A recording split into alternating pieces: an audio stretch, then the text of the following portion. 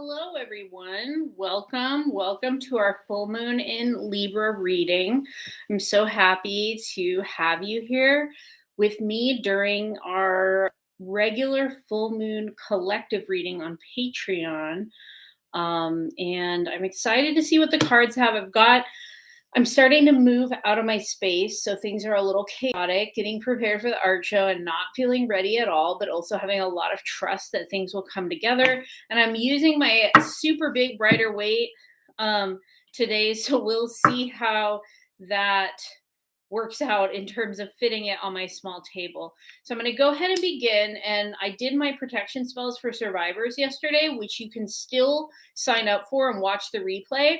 And what I used for that was anointing this candle with rosemary and a little bit of this black-eyed Susan essence that I got from Botanica Cimarron. Black-eyed Susan is really a lot about shadow work, and you can always use just a couple drops of water in your candle. I love it because it alchemizes that like water fire balance. And I also use some of my You Are Protected rosemary oil on that. So what's coming up on this full moon? Like, first of all, I'll say that the full moon is in a somewhat loose conjunction, but pretty close, within 3 degrees, with an opposition between Chiron and Venus, with Venus on the sun, Chiron on the moon. So, I think like what that feels like to me in the context of this full moon, especially because this is a full moon on the Libra Aries axis. This is the I versus we. And I think that's something that's going to come up a lot during this full moon. And again, this is like the last lunation, like full or new moon lunation that happens before we enter eclipse season on the Taurus Scorpio axis. So it's an interesting time for sure. And again, like that Aries Libra axis is like the we versus me axis. So we think about this full moon as being very relational.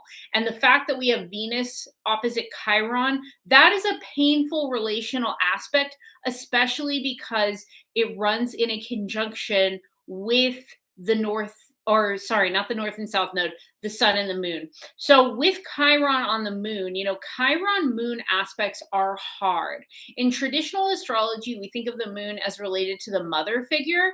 And I think like with that, we think about like, what is it like to be nurtured? And what are the challenges in being nurtured, and how do we deal with like lifetime abandonment, neglect, and even wounds from abuse from a mothering figure, because we as humans rely on that nurturing care.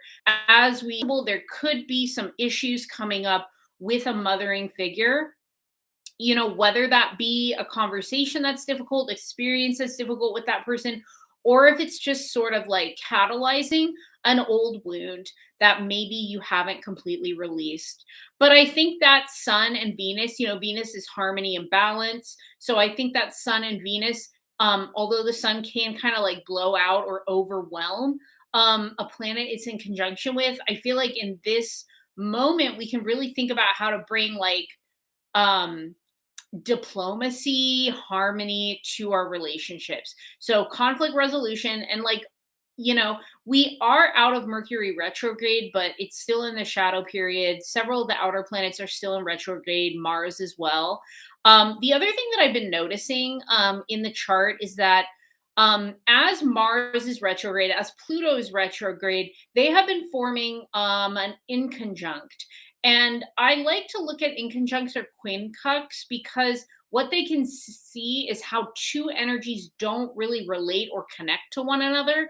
And because of that, there can be like some things that are, confusing or misguided, or just kind of like, I almost said shadow ban, like we're shadow banning our own selves. And the thing about Mars and Pluto is they're both related to Scorpio. Like Pluto is the modern ruler of Scorpio, Mars is the traditional ruler of Scorpio. So there's some issues here. There could be with anger, with reactivity, impulsivity. There can also be, I look a lot of times for Mars to some of the more malefic planets when it forms an aspect, looking at being accident prone, injury prone, etc. So that was something that I was thinking about and noticing. But this is one of my favorite lunations of the year because I think that that aspect, and especially because we are in a time where we really need each other, like our systems have been crumbling for a long time. And that's not a bad thing because we know that many of those systems were built and designed in order to oppress and hurt us. So the fact those systems are crumbling doesn't have to be inherently bad, but it is challenging. It is challenging to have to come up against that type of energy. So be careful, and be mindful of the way that you relate to others. If you are someone who struggles with abandonment, rejection sensitivity, etc., it's very likely there could be that kind of triggered or inflamed over this weekend. So I'm sending you all the love. And I today I decided to like mix it up and pull two oracle cards before the reading. The first one I got is from the vintage Love and Relationships deck, which I just love the art of, and that's definitions. And I'm going to interpret definitions as if it is like more intellectual boundaries, also kind of like pentacles related boundaries, where we think about what do we want to say about ourselves and what we do. And I know for me, like definitions can be hard when it comes to myself. Like, how do I define myself? How do I like, support myself? Because sometimes things feel really fluid, right? And I think with definitions, especially when we think about the Mars Pluto in conjunct the Chiron Venus in an opposition along the axis of the moon and the sun, when we think about those things, it feels to me a lot like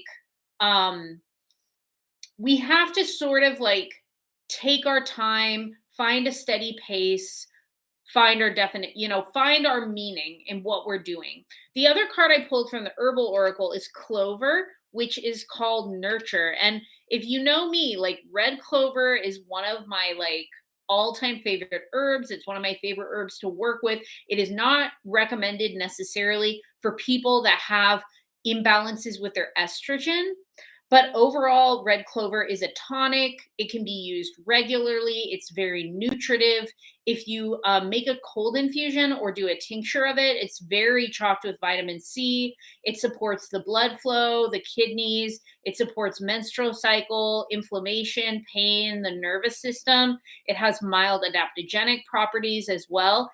It's one of my favorites. I love red clover. So I'm really happy to see that coming up right now. So let me know if you decide to make a red clover herbal infusion or you decide to work with that plant. So I want to begin us today with a little bit of a meditation. I want to try to call in whatever influencing spirits or guides are coming through to kind of like give us some information about moving forward, because this is coming onto eclipse season. And I don't, maybe it's because it's eclipse in Scorpio season, which is already a season of the thinning veil and of death.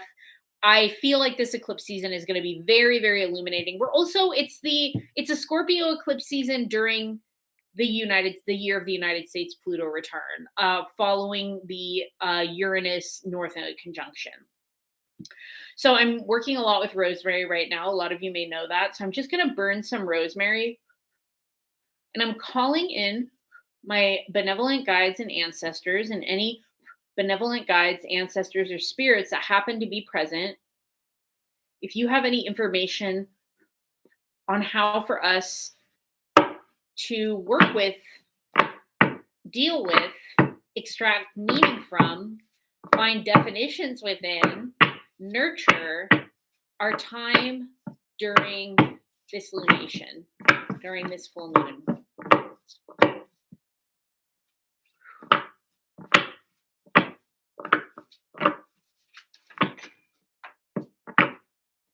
Well, we'll have to see what those are. Okay. I'm going to put these, I'm just going to show these and put these back in. We've got the Magician and the High Priestess. That's interesting. This is a well shuffled deck. So like the fact that these two consecutive figureheads in the major arcana, these opening, these very intuitive figures are coming up. This is potent. This is potent for intention setting. And like I always tell people, you want to do your intention setting on this full moon. And I recommended my protection spells class that folks work with this full moon up until our next dark moon. Because once eclipse season hits, you don't really want to fuck with spell casting. You don't really want to mess with like setting intentions because eclipses cast the spell on us, right? They don't really allow much energy. I'm going to do another shuffling because I decided normally I leave them out, but we're going to put those back in. They want to be put back into the deck. Moon, 3 of Cups. Gonna leave those ones out. So Moon and 3 of Cups. And I love that combo of the Moon and the 3 of Cups, by the way. Okay, there's a lot happening in this reading. Where do I put this?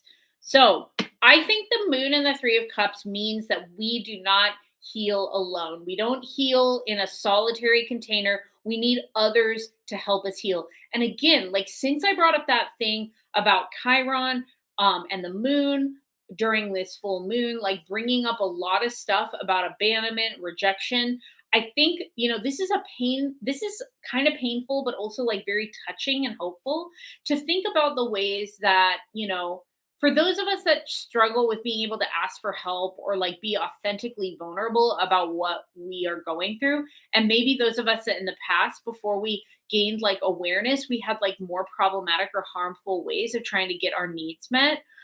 When I see the moon and the 3 of Cups, this is a vulnerability in being able to make mistakes, be vulnerable, and trust that we will still be loved and accepted by those who love and accept us. Like we are not discardable. We are not worth throwing out. We are whole humans and whole people that can live at the intersections of all of our identities, all of our experiences, all of our mistakes and our connections to others. But it is that connection. So if things are painful, can you ask for help and support? Who are the people that you can call? Think about it, like make a list. Who do you think has your back in this moment? That really comes through. And it feels painful because, I don't know about y'all, but like when we are struggling with self-esteem, when we are struggling with rejection sensitivity, reaching out to others to get help can be extremely difficult and painful. So I just want to say that, and I think this is an interesting full moon always to read about because, I know. I think so too, Vive. Yeah. I think this is a beautiful reading to start out with because, again, this is on the Libra Aries axis. So it is very relational. How do we relate to our world? How do we show up to be of service? Okay. So for those of you who haven't watched one of these full moon readings with me, I'll say the top card is the external energy. This is what's obvious to us. It's sort of the rain. I never have said this before, but it feels like the rainbow. So then this middle row would be the mountain range. That's so interesting. That feels so like powerful and ancestral and like childlike to me. Like there's something there. I need to dig on that on my own time. Like the image of this rainbow and this mountain range. So we have the rainbow, the mountain range, and then we have this bottom card. And this is the energy, like you can probably see it, that is coming for us.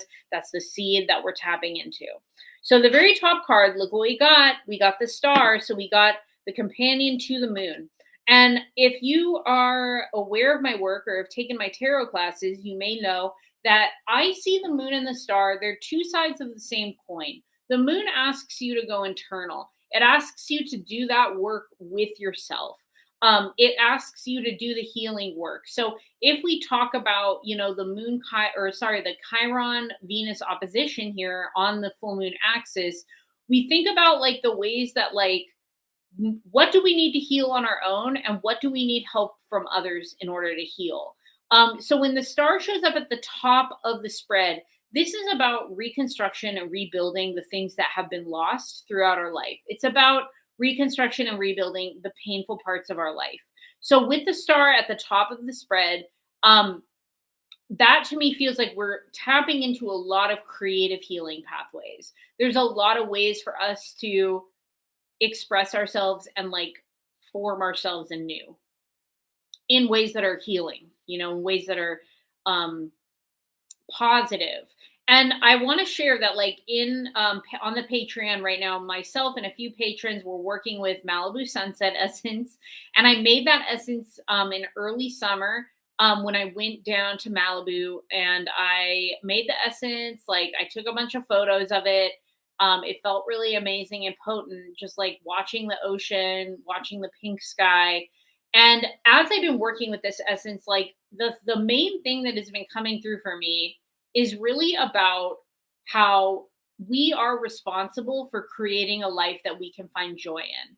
All of us are responsible for that. We cannot control outside circumstances. Living in this time when we're dealing with like grave economic inequality, the rise of fascism, white supremacy, misogyny in the public eye as like a resistance to leftist movements and to movements towards better equity and justice. Like, what we have to think with that is really about like how we can do what we can with what we can control. I can't control the outside world. I can't control climate change. I can't control water scarcity. I can't control the people being brutally killed in other places during war and uprising. I cannot control the police and prison violence that happens here. What I can control is how I choose to live in this world. And especially in the Aries, like the Aries Libra axis, we always have to think about that as relational. Again, it's not to say like you can't control it, therefore stop caring. That it's absolutely not what it's about. But it is to say that, you know, what is it that we can control about our lives and how can we be of service? I've been thinking about that a lot, like being more of service to my specific community. The cards that we have, I'm calling it the Rainbow Mountain Seed today, or Rainbow Mountain Earth, maybe. We have the Ace of Wands, and then we have the Five of, why do you not want, okay, Five of Wands with the King of Cups crossed over it. And then the last card in this row is the King of Wands. So we've got two kings here. We've got a lot of power here. We've got a lot of strengths in what has already happened. What has already come to be in our lives? Like, how can we make use of that? There's also ancestral guidance here. It's interesting. I was talking about, Moon Chiron tends to bring up some of like the mother wound. It almost feels like, and I don't want to preface this in any gender essentialist way, but it almost feels as if, um, if we are dealing with that mother wound, we have to like, be our own body way. Like, we have to show up and create the structure. Once again, the king is responsible for the structure, the overarching structure in a community, and the king is responsible for all who live in the kingdom. We do not see that in an unevolved world where there's systems of power that are very hierarchical and painful. But starting with the Ace of Wands and ending with the King of Wands, to me, is a lot about like visionary structures and creations for the future. Like, how are we going to move forward into the times that we want to be in? The fact that the Five of Wands is here underneath the King of Cups really makes me think about how there's never going to be like an easy way for us to be in a relationship with one another. To kind of like fall into like utopian daydreams about like how we could be as a world is not always like all that helpful to us because it's not realistic. Like, we don't have the opportunity for a utopia. We have been all raised and have ancestral wounding around systems of power over. And I do believe that we will be dealing with that. But what we can do, once again, going back to Three of Cups with the moon, is we can create our own systems of support around that. Like, we can create pathways towards learning how to be better. Just because we have those systems ingrained in us, all of us from different levels, like just because we have those systems ingrained in us doesn't mean that we are that we are doomed to live with them forever. Okay, so the card on the very bottom is the death card. I know that's scary, but let's think about it. Death is the card of Scorpio. We are going into a Scorpio eclipse season. So I think this makes a lot of sense because again, the ground for me in this spread is about what we can't see yet. Maybe the ground in this metaphor that I'm using is covered with flowers. We can't see the earth. We don't know the quality of the soil. And the soil needs to be amended. It needs to be a little bit reworked. And that's a positive thing for us. Like, we want that energy in our lives. So I think death here is about, like, it could even be like when I'm talking about learning to exist without structures of power over. I believe in that because I have done that work on myself. I am far from perfect. I'm still making mistakes. I will definitely cause harm again in my life because I am a white person existing in capitalism with my own baggage and my own unlearning. But after years on my unlearning journey, after years in my trauma healing journey, I know that real change is possible. I know that, like, it is possible to heal your wounds. I don't believe any of that rhetoric that, like, some people will always be harmful and can't get better. I think that some of us have to work harder to heal because sometimes, like, some of our wounds can be antagonistic or suspicious or isolating, all these things that aren't conducive to this Three of Cups and the moon, like creating community. But that doesn't mean, again, that we're doomed to be in that forever. So thank you so much for being in this reading. I hope this was helpful to you. I'm sending love.